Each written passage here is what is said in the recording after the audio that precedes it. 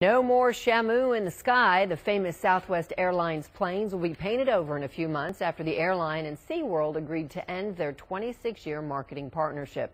Some attribute recent negative publicity about SeaWorld and its animals kept in captivity. Fox 4's Calvert Collins joining us from the newsroom now with the business decision animal rights activists are actually calling a victory. Calvert. Well, that's right, Heather. They protested and petitioned in hopes of breaking up Southwest and SeaWorld because of the theme park's treatment of its killer whales. The airline will not attribute its decision to any backlash, only saying a change in priorities. I think it's sad. Shamu 2 and 3 will only take off for a few more months. I would have loved for my children to see the planes painted like whales. 26 years ago, Southwest Airlines was still primarily a regional carrier, branding itself as fun and different. Southwest was piggybacking on the sort of the good feeling that most people had for SeaWorld and Shamu. But when that good feeling, when a cloud goes over, Southwest is going to turn around.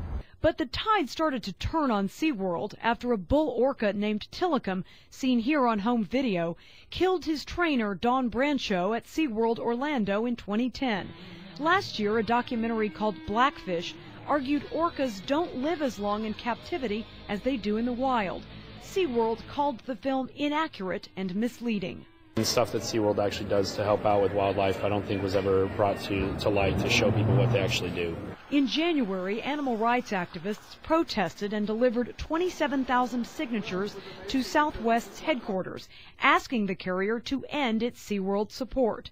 Southwest would not talk on camera, but in a statement cited shifting priorities for the contractual split and said Southwest is spreading its wings with new international service and increased focus on local market efforts.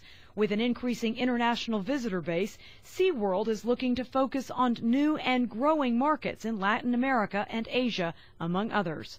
I think that they'll figure something else out. I wouldn't be surprised if we saw some other, shall we say, uniquely painted aircraft. Calvert Collins, Fox 4 News.